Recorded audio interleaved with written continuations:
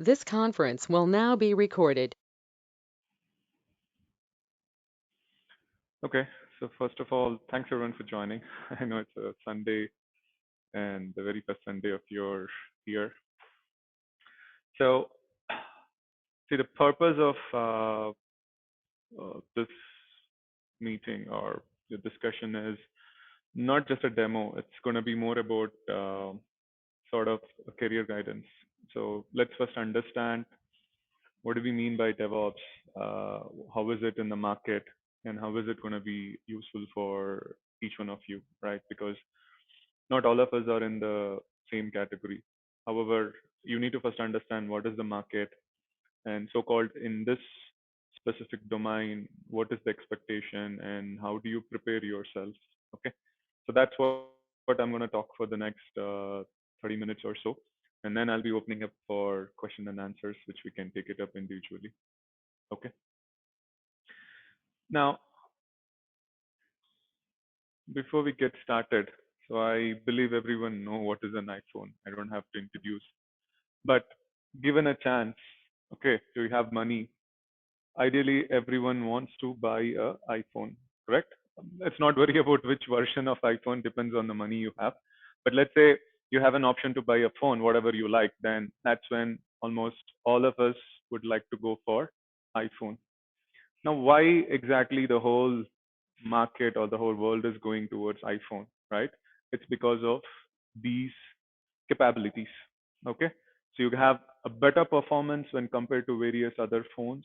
And then it's not that you would not get any issues, but the amount of issues what you're going to get on an iPhone is very, very less when compared to other phones because Android phones are easily hackable. Okay.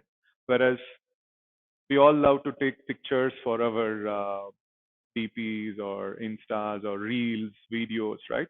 Then having a phone which has a top-notch camera is the benefit because wherever you go, right, you can be an influencer also. So you can easily take pictures and videos, not just for business, but also for your memories. And always, you don't want to be outdated, correct? See, right from what we dress or what we buy, we always look for latest. So I don't want to carry a phone which is outdated. Obviously, we want to be carrying something which is more modern and sleek. So that's when the design. So why am I talking about iPhone for DevOps engineer? So there's a lot of similarities. So people usually say DevOps is one of the stream where we get paid highly. Companies are not fools to just pay everyone whatever you ask. So there are certain capabilities, right? Or there are some skills which they look. So what I want you to understand from this is the right person with the right skill would be paid heavily when compared to others. The same thing, you also have different phones at different ranges.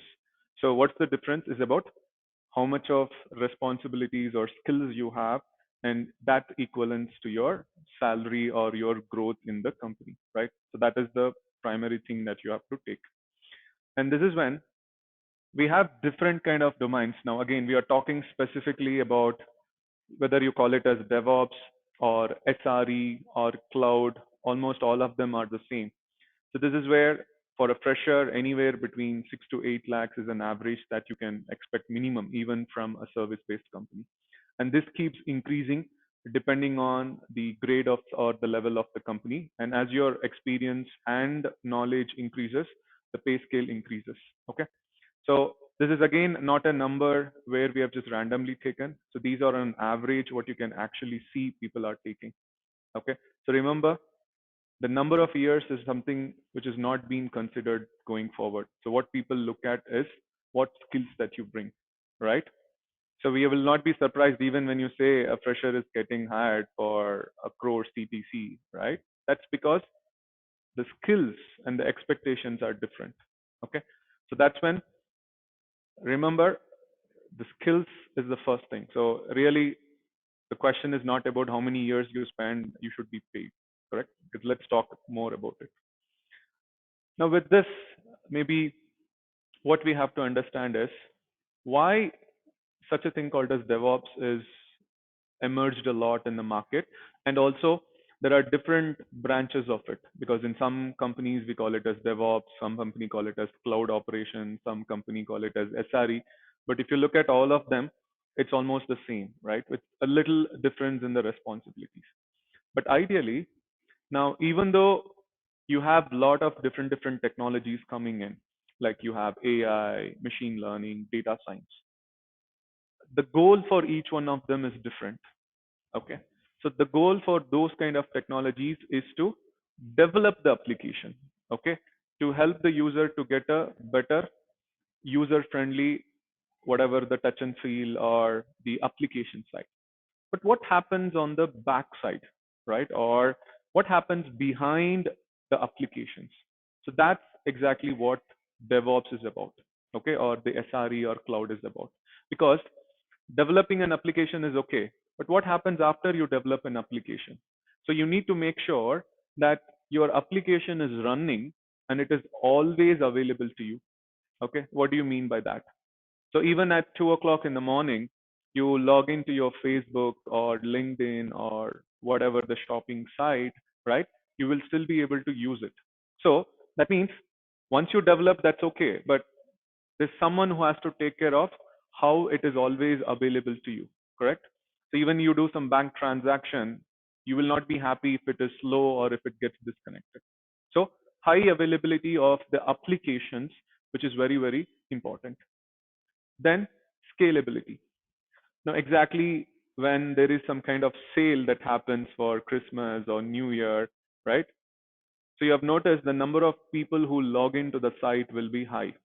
And a typical example that you can take is a match, whether it's a football match or a cricket match.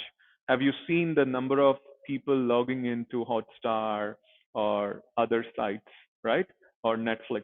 It goes to 3, 4, 5 crores, right? So typically, the last match which we had with India had 5.32 crores live users logged in.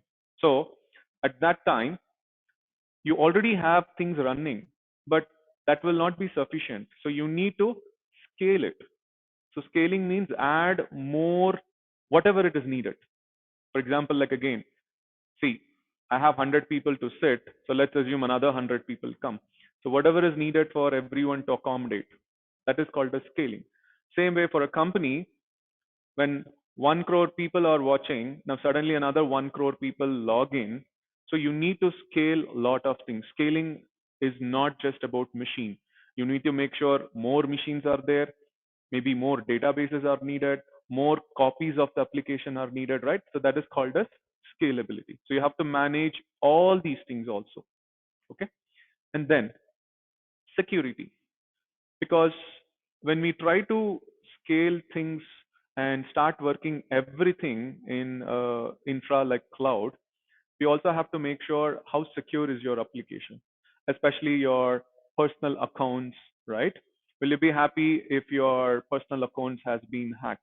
Will not be happy. We do a lot of bank transactions, right? And not just that, almost every site that we go through has some transaction that we do where we give our personal information. So you will not be happy if those things are not secure. So it is not that a company is using artificial intelligence or machine learning, data science. So that is the technology for creating the application. But when you run the application, we need to make sure it's always running, which is called as high availability, and you should be able to scale to whatever level, right? Now let's take the same example. Assume you are running Amazon. Now, will you say, okay, I can allow only 5,000 or 5 crores users to log in. I don't want to go beyond it. No one will say in the business to stop, right? So I'll be happy from 5 crores if my business can grow to 8 crores. But how am I going to scale, right? So that's another important area which a company needs. And all these things, what we do should be in a secured way, correct? But additionally, what a company also wants is to deliver the product continuously, because we are talking one side about how to run the application, but also as an organization, we should be in a situation to deliver the product continuously, correct? So have you noted? So New products get added into your websites in a matter of days, correct? So that means they have to develop, test, and give it to customers, right? Whatever softwares that we are talking about. So regardless of what companies are using to develop the application, so companies need to deliver that product. So for that, what is needed? So they have to fasten or do continuous development, continuously test, and continuously deliver. Okay. So these are the major areas where they started having a separate domain, is which is what we call it as DevOps. So most of the time people don't understand this. Okay. Let's not worry about different versions. But as of now, if you see, yes, for a company, still machine learning is needed, artificial intelligence is needed, data science is needed, or whatever you think is needed. But those are something like what we call it as the front end part, which is needed for developing. But what company also wants is to manage those machines, make sure it is running properly, how faster can you deliver all of them, how secure can you make sure your applications are, right? And that area is what we call it as DevOps. So by this, the name can be set as DevOps or Cloud Ops or SRE, that's a secondary. But what a company definitely needs is these abilities. And these are also the goals of the company. So whether you take now or down the line, even if you take after 5 to 8 years, this is something will definitely be there. But what can change is the way how we are approaching to solve can be a little different, or the expectations can be a little more. But ideally, as of now, if you see, market definitely needs. And that is why almost every companies also have a separate domain called as DevOps. Okay. So now by saying this, what kind of skills that companies are looking for to help them? Because once again, it can be an individual person or it can be a group of person. Okay, let's not again worry about it for now. So definitely a company needs those, whatever we are talking in terms of DevOps, but what are they looking at specifically? Okay, so in that way, if you see, they first expect that you have a knowledge of some kind of platform. Okay, so when I say a platform can be like a cloud, because end of the day, whatever you do, you're not going to do on your physical machines or virtual machines. Everything has been moved to cloud. So you need to have a good understanding of any one of the cloud. And apart from that, now if companies are developing Java applications or .NET applications, okay, or Node.js applications, right, or they are developing an application for machine learning, then you need to know some of the basics about what is it. You don't need to know to write code or and everything, but you need to know what is that platform, correct? So that's first expectation. The next thing is, how does the product get released? So they need people who exactly understand how does the release happen. Once again, let's not worry whether the company is using Java, .NET, or Spring Boot, or Node.js, Python, Go, whatever it is. But do you know how do we create the product? How do we test the product? Do we know how does the entire release process happen? Now, the expectation is not that you are going to do everything like develop and test, but do you know how do you manage that? So that's what we call it as release management. And then, like I said, your entire infrastructure. So what do you mean by infrastructure? Whatever that you need to do your work, which could be a machine, a database, network, some kind of storage, right? Or any other tools. Where is it going to be? It's not going to be physical. It's going to be completely on cloud. Okay. So now, whether I give you AWS or Azure or GCP, then you should know how to automate those, because we were talking about scalability, right? So when 5.2 crore users are logged in, what if I just say, hey, I need 1,000 machines in next 5 seconds? So do you think you can create so much of machines in 5 seconds? Yes, we can. So that's what we call it as infrastructure automation. Now, I'm just giving an example of machine, but understand the same thing is for all the others. Okay. So definitely one of the primary skill what market is looking at is you need to know how to automate that infrastructure. And then server configuration. Okay. So it's like, you know how release works. So you know whether it is you have given AWS or Azure, you know how to automate and create machines, database. But now, let's say you have thousands of machines. Creating a machine is different, but inside the machine, you need to know what to install, what to configure, what to run. Because, for example, for running a Java application, what and all you need. For running a Python, what and all you need. For a developer, what you need. For testing, what you need. But finally, as a customer, when you're accessing something which is called as product need, or you're running some database related things, what you need. So that is where creating infra or machines is one work, but you also need to know, given a machine or multiple machines, how to configure them and how to automate, so that a thousand machines is not going to be used for the same purpose, right? So you need to have different things installed and configured. And that's exactly where another skill set they are looking at. Okay.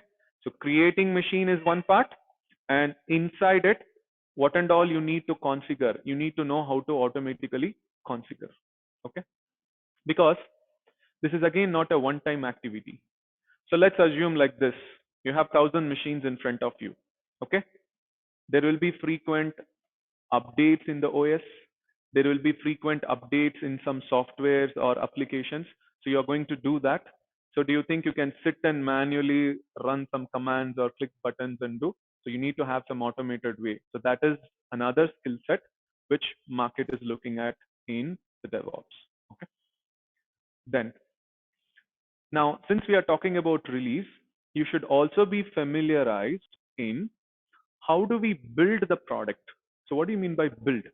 So developer writes the code, but we need to know how to take that code and create a product out of it. Okay. Now I don't need to know how to write a Java or Python for now, but definitely I should be able to know, okay, you are giving me a Java code or a Python code or a Node code. How do I create a product out of it so that someone can test? So that's when one of the other skill that you should also be familiarized is, given any kind of language or an application, how do you create it and how do we test it? Okay. Then another skill what we need to know is deployments. Now, what is deployment in a simple word? So now you have an application created, which is what we call it as build. How do we run it? So in your day to day, if you want to use some application, you just go to some app store, you click a button, download. But ideally, that is not going to be as simple as what you think, because just go back and imagine like this. You have Amazon or Netflix. Do you think there is only one application that you have installed? No. So it is divided into various services. For example, in Amazon itself, for groceries, there is a separate page and different things happen, right? For your clothing, there is different. For your personal care, there is different, right? So this is how there are small components of the application, which we call it as microservices. But what is that you need to now know is, how do you run them? Because running, that is installing and running a Java application is different. Installing and running a Node application is different. Installing and running a Python application is different. Okay. And when I say running, it is not just you click and run, because technically, if you understand, one part of the application needs to connect to some other part. So for example, let's say Netflix, you logged into Netflix. Now logging in is one part. As soon as you log in, depending on who has logged in, Netflix has to show some content. So from where are they getting it? So there is another part of it. Okay. So it's not like one single application. There are various part of it. So you need to know how do we exactly install, how exactly it should be running. So those concepts is called as deployment. And now why am I talking about this is, let's go back to the same example that I said. Okay, there are 5.2 crore users. For them, you wanted to create 1,000 machines. So you know how to create those automatically. Okay. The next thing is, you also know how to configure whatever is needed in that to use immediately. So that is another skill set. But now, on those 1,000 machines, you need to know how to exactly run your application, what is needed. So that's exactly what is another skill set what they are looking at, which is called as automating the deployment. Because it again sounds easy, hey, what is there? But I'm just telling you, okay, on those 1,000 machines, again, I'm not going to run the same application. Few might need a front-end application like Java, few might need Node, few might need database, few might need, let's say, some machine learning based. So you need to know how do you automate all of them. So that is where creating machine and configuring them, and eventually you should also know how to install and run, which is called as deployment. So technically we don't call it as installing and running, we call it as deployment. So whatever it takes for your application to be running on a machine is called as deployment in simple. So now if I give you thousands of machines, you should know how to automate it. So that's another skill that company is expecting. Okay. And eventually, okay, you're now doing all these, but go back to the goal that I was telling you in the previous slide, high availability, right? How do you make sure your application, your machines, everything is always running? So someone has to monitor. And when I say monitor, I don't have one machine. So now you understand you have thousands of machines, multiple database, different applications. So you need to know how to monitor all of them automatically, because monitoring is one part, but if you have an issue, you need to fix it. You need to be alerted in such a way that there is going to be a problem, be ready to fix it. Correct? I cannot go back, for example, saying, okay, 5.2 crore users are watching the match. Oh, there is a problem. The machine crashed. Then I will sit and fix. What will happen if I do it? Obviously, people will not be happy and I'll be losing the sale or business. So that is where, if issues are going to happen, you need to be notified at the right time what is happening so that you can take necessary actions and fix. And we don't have time again to sit and fix all these things or monitor manually. So you need to automate. So this is another skill which companies are looking at, is how do you monitor all the infra and the applications, and how do you alert so that the next step that you can take up is to fix them. Okay. And at last, one of the key skill which they started looking at from 2023 and pretty much from 24 also is, whatever you do, whether you are automating your builds or infrastructure creation, configuring machines or deployment or monitoring, make sure you are doing it in a secured way. Okay. So that is what we ideally call it as DevSecOps. So security in everything you do in DevOps is called as DevSecOps. So this is another skill set that they are looking. So it's not just blindly you automate, but also make sure it is secure, whatever we are trying to do. So this is another primary skill that what organization is expecting. So now we have a name for all these concepts. Okay. So that's when the platform knowledge is what we call it as basically the cloud. Your release management is what we call it as agile methodology. And your infrastructure automation is called as infrastructure as code.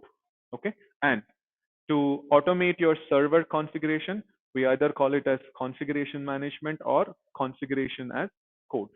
And to automate your builds and testing, we call them as pipelines. And to automate your deployments, the technology or the concept is called as containers. Okay. And obviously for monitoring, it's again called as continuous monitoring. And the security is what we call it as DevSecOps. Okay. So this is how, when you now go to a company, so what is that they are expecting? So first understand, they are not expecting the tools. So they're expecting, do you have these skill sets with you so that a company can take you and solve those problems about high availability, scalability, security, and continuous delivery. Okay. So this is what they are looking at. Is that clear first? Okay. And now let's dig a little deeper. Okay, I'm talking about all this concept like infra as code, configuration management, DevSecOps. But you go to market to solve or to work in each of the concept, there are different tools.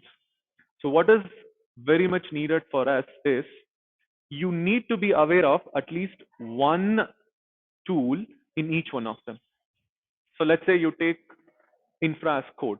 There are different ways and different tools available. But if you want to start focusing to become a DevOps engineer, you need to know at least one tool, and that tool should be more of latest. Because the mistake what people do is, if you start taking a tool which is way old, it might not be fulfilling all the requirements.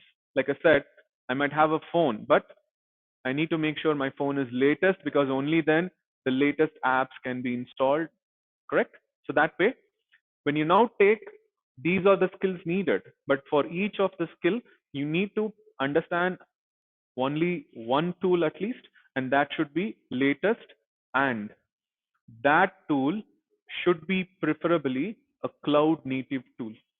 Now, this is an important word that you need to know, CNCF. So all the tools that we use for automation, right? So basically, they should be running on cloud. Okay.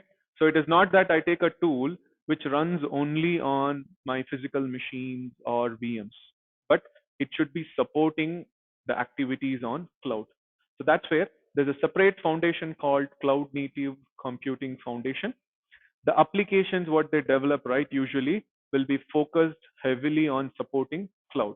So that's how the tools that you take should be more of cloud native. I mean, it can run on VM, it doesn't matter, but it has to run on cloud. So that's how, when you pick a tool, don't pick an outdated tool, pick one of the latest tool and make sure that is cloud native, so that when you practice, when you implement, right, it would be easy for you to work on all the platforms. Then the other biggest confusion that you will get is, okay, now you told for a company what are the skills needed and how do I pick a tool. But then, especially when you say cloud, right? Now, I'm not going to focus on GCP for a minute, but the major cloud which you see what market is using is AWS and Azure. So whatever the skills that we are talking, infra as code, configuration management, pipelines, security, monitoring, deployment, right? All these things happens on both of them. Okay. But almost 80 to 85% of whatever that we are talking is almost the same everywhere. Okay. For example, for deployments, you might use Kubernetes. It is the same for AWS or Azure. So for configuring a machine, you will still use some tool like Ansible, which is latest, which is going to be the same for AWS or Azure. Now for infrastructure automation, you might use a tool like Terraform, which is again same for AWS or Azure. Okay. Now this is how, for monitoring, you might use a tool set like Prometheus, Grafana, or Elasticsearch. All those things are going to be common. So this is when, like I said, 80 to 85% is common. But what happens in each of this cloud, they have their own service, okay, which you can use mainly for the release management and the pipelines automation, which is for building and testing, right? So that is the area where you will see the difference. Now, if you go with AWS, AWS also has their service to automate build pipelines or to take care of some release management, or you can also take some open source tools like Jira, GitLab, Jenkins, and work. But when you come to Azure, what they started to do is they made sure they also have their own service. So which is where if you're using Azure as the platform, then for release management, you can still use Jira or something similar. But Azure also gives their own services like Azure Board and Azure Repo, using which you can manage. So you have both the options. So it is not that you should not use anything else. You can still use other open source tool or enterprise tool, but if needed, you can use these. And for the pipelines, specifically if you're using Azure as the platform, then they will be using a service called Azure Pipeline. Okay. Whereas if you go to AWS, once again, you can use open source tool like Jenkins pipeline, or you can also use the AWS services. But usually when people use AWS as the platform, they will be using a lot of open source tools. So this is how. Now, when you are preparing yourself, you need to understand everything is same, correct? But almost like I said, the last 20 or 15% varies depending on the platform that you take. But if not, the infrastructure automation, your configuration automation, release automation, your deployments, monitoring, security, everything is same. But only on Azure, if you take, there are few services like Azure Board, Azure Repos and Pipeline, which is used mainly for only those two activities, that is build pipelines or testing pipelines and your release management. Okay. So that's one difference that you need to know, because when you now prepare, you need to know whether you're going to prepare it with AWS or whether you're going to prepare with Azure. So that's also necessary. Now, another thing that comes back to the question, okay, so you said what skills are needed. And the biggest question that again people will ask is coding needed for DevOps or whatever? I'll take the questions in the end. Okay. Is coding really needed for you? Okay. That's where let's understand what do you mean by coding? Because if the question that you are saying by looking at programming languages like this, right? Because let's not worry whether a company is going to develop some application using Java, .NET, C++, or machine learning based using Python, whatever it is. You don't have to know how to write that program. Okay, definitely not. That is not needed, because for you, you need to know how to automate certain things. For that, coding is not needed. But typically, coding is not programming. So the question what you should be asking is the other way. Oh, do I need to know programming for that? Then definitely programming is not needed. But what is coding then? So basically now if you understand whatever automation that we are doing, right? The tools has to be written in some way where you have to write some syntax. Okay. It's not like clicking a button you can automate. You have to write some small syntax. So what is syntax? For example, you are writing some letter. In the school they taught us, right? There is a proper syntax for it. There's a proper structure. There are specific keywords. So that way, whatever tools that we are going to use. So for infrastructure, you are using tool, or whether you're using tool for configuration or pipeline or containers or deployments, monitoring, whatever you take, we need to write some kind of small syntax. So when you say learning a tool in that, like Terraform, Kubernetes, or Docker, Jenkins, whatever you learn, you need to take a file and write some small syntax and automate it. So that files that you take can be usually something like a file with an extension called YAML file or JSON, TF, Docker, all those things. And that is what we call it as coding. Because when you now say you're learning a tool, you're not learning something else. You're going to learn that syntax and how to write that file. So typically that is called as coding. So now if you say, yeah, is coding needed for DevOps? Definitely it is needed, but you don't need to know programming. But most of the time people misunderstand by saying coding means programming. Okay, so that's what I just wanted to make sure.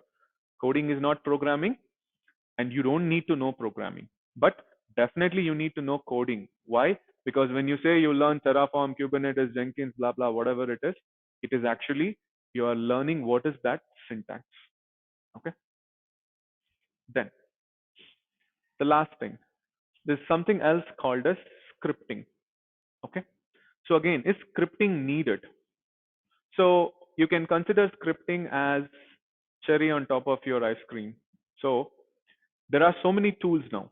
So there are so many concepts, but still there will be some small work which you need to do, for which you don't have to use those concepts and tools.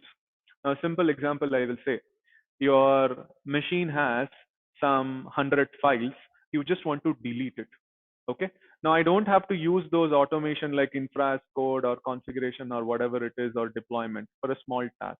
Then for some OS commands, instead of running multiple commands, you might have to write a small script, which is again some kind of small syntax or code, which will help you to automate. So this is not something like a mandatory skill, but it's always good to have, because it depends on what responsibility you're taking in a company. There are companies where in DevOps, you will not even get a day to write a script. There are companies where, depending on the need, they might ask you like, okay, 10% of your work is to do some scripting and automate. So it's completely about what is that responsibility you're taking and what you're solving. Okay. So pretty much it's always good to have knowledge on any one of the scripting. Now to start with, for beginners, you can always go with Shell or PowerShell. But for those people who already know some kind of scripting, or you're from a development background, then you can go with something advanced like Python or Go language. But again, this is an add-on knowledge. So if you have, it's actually very good. Okay. So overall, so now how is your career path going to look like? Okay. Now for a minute, let's take, if you're an absolute beginner, maybe someone like you or someone from a non-IT.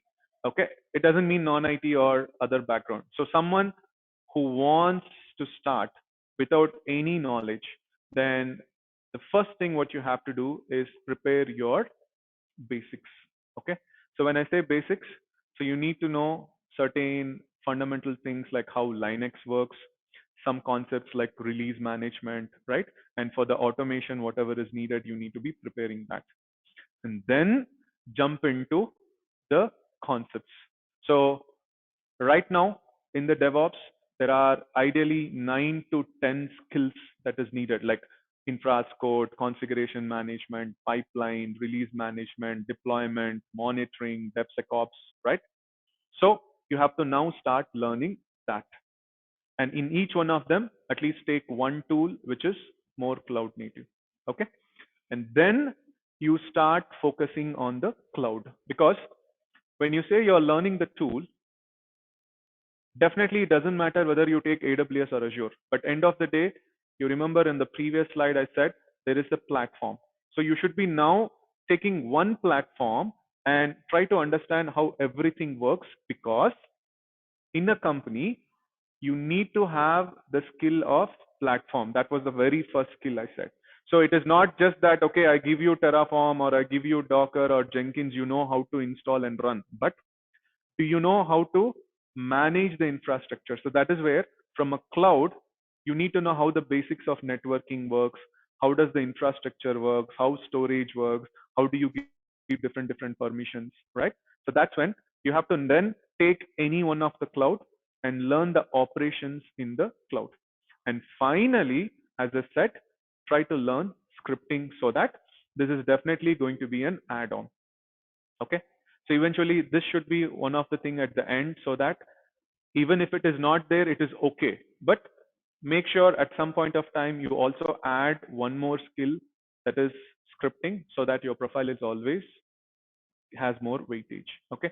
So this is your roadmap on how you should be preparing.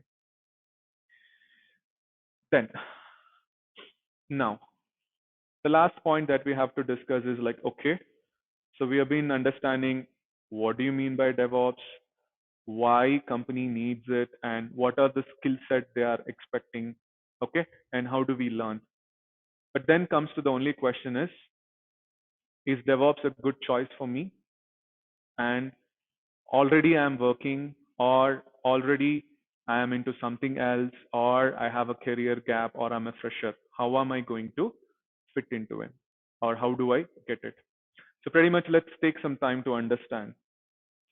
So what I want you to tell first is always look at what is the market right now. Okay. The traditional positions, the traditional way of working in every industry is going away because of cost, because of performance. Okay. There are layoffs without any reasons. Why? It's nothing about you. They will say that, hey, I have a business requirement, I have to cut down. They will cut it down. So what I'm trying to tell here is companies are expecting to have cross-functional skills. What do you mean by cross-functional skills?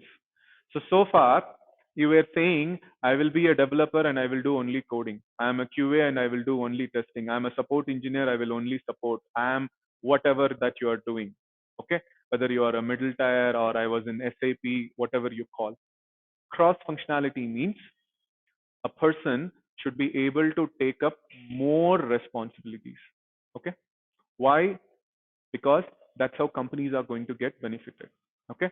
A simple logic I will tell, if you understand it, you will know what I'm telling. Maybe when you guys were kids or other way, a couple of years back, at home, you might have a maid only for washing clothes. You might have a maid for cooking, right? You might have a maid for cleaning. But what is happening now? Are you going to have three maids and pay, for example, pay 1,000 rupees or 2,000 rupees for that? Then are you going to pay 6,000 rupees only for maid? No. So what are we doing? Obviously, maids are being paid 2,000, let's say 2,500. But how is that single person can take care of all the work? That's automation. So you have fridge, you have washing machine, you have grinder, you have vacuum cleaner, blah, blah. But that person should know how to use all of them. So that's exactly what we are also focusing. Okay. So companies are not cutting down the positions blindly. They are cutting down the cost. So obviously, if you see, if they remove 10 people, that doesn't mean that work is not there. Now they need that 10 people work to be done by at least 3 people. So that is where for an individual person, instead of what he is doing, he will be have to do more and more activities. And that's why the pay scale is also getting higher. Okay. But for that, you need to know how to do it.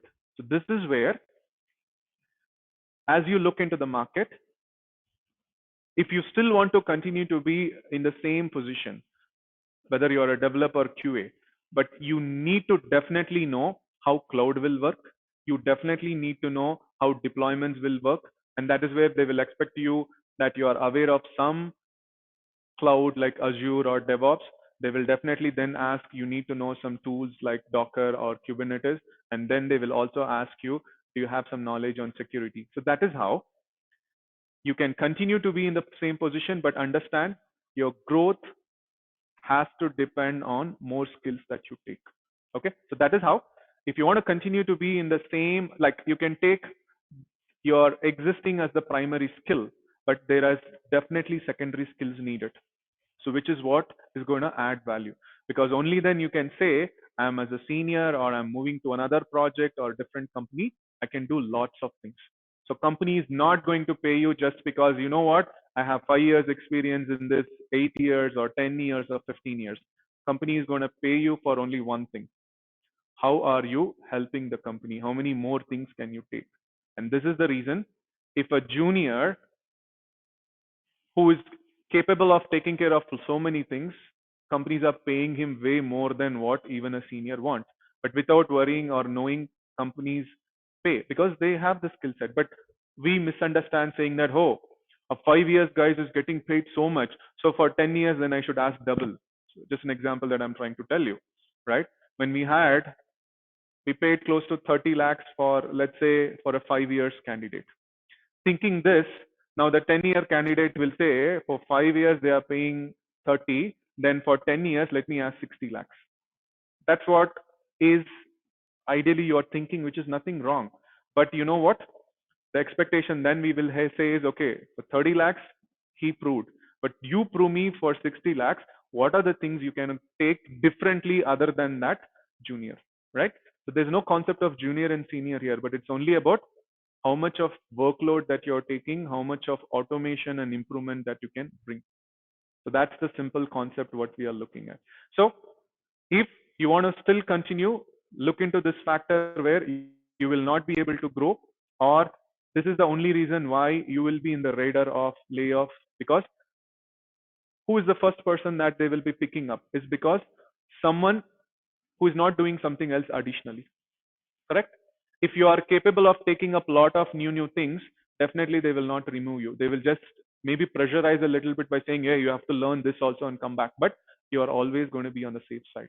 So that's where try to add more responsibilities, which is exactly what we are talking. Let's not worry about the word they give. They call it as DevOps, NoOps, DataOps, SRE, CloudOps, whatever. But like I said, go back and look into your profiles and listen to your friends and look into the market. Whatever you are doing, there are secondary skills that has been added, which is what we are talking.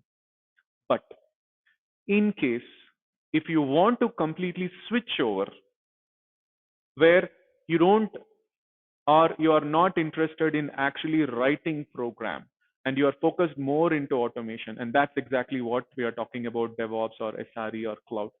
It doesn't mean that you don't have to write the code, but it's you don't have programming, but there's lots and lots of automation. And that is when, if you take this itself as your career, then what you should know is all the skill set needed. Because I always recommend, for example, I don't know about certain places, but especially in Bangalore or related, if you have gone to any restaurants, have you seen in the counter, they keep almost every copy of the food, one plate, right? Why do they do it? Have you ever thought? Everything is business. That's exactly what we are talking. You understand what and all is there, and you can choose whatever you want, which is easy for you and the business growth. And what is it showing? They are telling you that, you know what, we have all these things. You might have thought of going to have only coffee, but looking at that, you will say, hey, let me have one more chat. So their business is growing. And that's exactly, now you think that you are going to interviewer and now you want to take DevOps as your skill set or secondary skill set. Will you tell, okay, hey, I know only these, correct? Or I know only a tool called Terraform. I know only a tool called Kubernetes. It will not work. Rather, keep it like a buffet where, you know what, in DevOps, in the market, these are the 9 or 10 skill set, correct? And I am aware of all of them. Okay. So let's not worry about how deep you know, but yeah, I'm pretty much familiar about all the concepts and I know one tool in each one of them and I have worked on it. If you say that, what happens depending on the need, because like a buffet or like what I said, a restaurant, you will not eat everything. At that time, what you want, you will take it, right? The same way, a company can easily select you based on one thing that, okay, this candidate is pretty much familiar about everything. I can use this candidate to solve my current problem for the next 6 months or 1 year, or a company will also have a roadmap, right? Because let's say if I'm your manager, you are hiring, I definitely know for the next 2 years what kind of workload you have. So they will kind of anticipate, yeah, if I take this person, he or she can work on all these things. So definitely it will be a good benefit for me. So that's how managers will think. So in that way, they will be able to ready to pay whatever you ask. And that's when we say 3 times, 4 times, it's not just for namesake, you get it. Okay. Got that point? So what you have to do for that now? So now if you see, I won't say whether it's a bad or a good choice, whether you like it or not, every one of us should have a secondary skill which is focused towards cloud and these kind of automations and security. And if you want to take this itself as your full-time career, then what you need to know is first, what and all the things are there in the market, and try to learn in such a way which relates to your profile, because that's the last one that I want to close with. You might think, okay, I'm a dev guy, I'm a QA, I'm from SAP, I'm from support. How will this be suitable? Now go back and look into all those automations they're doing. It is actually going to help either a developer or a QA or a production guy only. So without knowing, someone else has been automating all those things. But all these are related to your day to work. So this is the secret what you should be learning when you're learning a tool. It's not blindly you learn a tool at leap, but at the end, the secret about your success is, okay, you have learned it, but how do you relate this to your current experience? So people think you are switching your profile. It's not switching. The secret is you are adding more skills and responsibilities to your current profile. So that is how whatever the experience you have, whether you're a fresher or 1 plus, 2 plus, or 10 plus, you add this to your current experience, then that brings more value. And that is how when you go out, you can say the overall experience that I have in IT is this, and this is what I have done. So your value will be completely different. And that's when you can ask more, whatever you're expecting, regardless of how many years of experience you have. Okay. That's the only thing that, if you understand it, pretty much that's what you have to do. So with all these things, the only stuff what we have to tell now is exactly this is where the program, whatever that we are talking, is being designed, wherein whatever that is needed. Okay, so you talk about the DevOps, what are those 9 or 10 concepts that we are talking? And in that, what are the latest tools, which is again based out of cloud native? So you're going to learn all of them. But once again, you can start deciding whether you want to start with the tools and one of the cloud like AWS, or if you also want to talk, okay, let me learn the tools with AWS, but I also want to learn Azure based things. Why? Because if you go to a market, the more senior person should be someone who's ready to work on the same set of tool, whether it is given in AWS or Azure. And that's where I said, if you actually learn it in such a way, 80 to 85% you already know. So when you learn AWS and then you learn Azure, you're not sitting and learning everything. You're just learning those additional 15%, which will help you to cover. So then you go out to the market and you can start applying. But it's not an easier path where I said everything can be done in a month or so. So it's going to definitely take step by step. And that's where every shoe doesn't fit everyone. So you need to know what are the steps. And based on that, you try to understand. Because when we now say there are intermediate to advanced level things also in all these tools. So pretty much that is when the course that we are talking is not just only talking about tools. We will definitely talk right from basics to intermediate. And in that, we will take up one cloud and we will talk about all these things. But then if you also want to make sure that, okay, now I know AWS and also learn Azure and advanced things, then you just have to spend a little more time and try to focus. So that's how the more you know, it's always better. But it takes time and you need to plan accordingly. So it's not that we say, okay, it will take 3 months for us, but how much of time that you are going to take to understand all of them, right? So go back, and then if you look into the curriculum and the content, you will understand exactly what I'm trying to tell. So that's how we do have levels, and it's about you to first understand which one will fit in, and then how do you move up beyond it. Okay, so ideally, how we are going to do it is exactly we're going to start from basics, okay, to a level what is exactly needed for you to start getting hired and perform in the company. And don't just learn something blindly, but like I said, first let's take one of the platform like AWS and let's try to understand all the concepts. And then if you want, you can get into the advanced side of the DevOps tools, and you can also learn those 15% of what is called as the Azure DevOps. Then your profile can be matching anywhere. So your profile will be so hybrid that you can apply whether for an AWS position or a Azure position or a generic position. Okay. And once again, I personally believe the more you will learn only when you get more hands-on. It's not the percentage how it is. Whatever you learn, the more and more practice. Because now I can teach you all the tools, I can teach you concepts, but end of the day, if you don't know where exactly to use, so that is the question that you will be getting. Okay, you taught me all these tools, Where is that I'm going to use in my day to day? And just now I told you, this is something that you can easily relate to your day to day. How you should be projecting, saying that I have already worked on all these things, and that comes only through projects. Okay, so let's do those projects, not just to showcase in the interview, but also for you to understand when you go to work, how does a real time things work, what kind of expectations you will have, how do you solve, what are the things that you should be thinking when you try to approach to a problem. So that's exactly what the focus is. All right. So with all these, what we would like to do is one last step is invite you for a 5 days masterclass, which is going to be around 10 to 12 hours. And what is the focus of this masterclass is, I was just telling you what are some other prerequisites, right? Let's not worry about the tools. So before you start learning them, what and all are the prerequisites needed?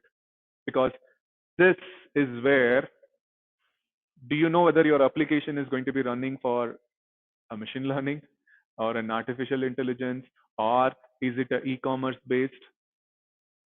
And do you now need to know how Java program will work? Yes, but you don't need to know how to write. So that's exactly the focus of what we're going to do it in this 5 days masterclass. Okay, so let's understand all the prerequisites.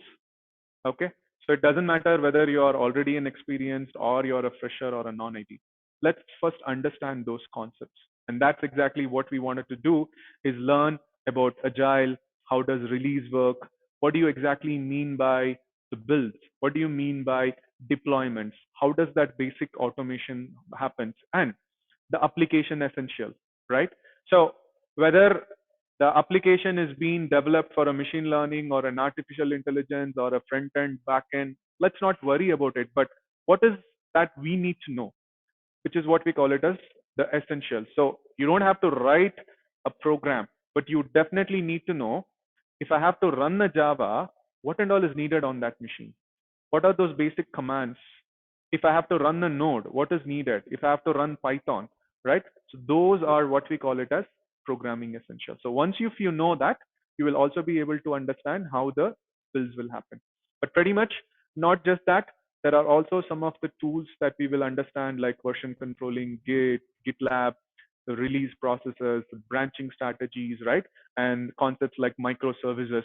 So before you go and learn the actual concepts like infra as code or the configuration management or your deployment automation, you need to know the concepts, because later the tools that you're going to use will be revolving around these concepts.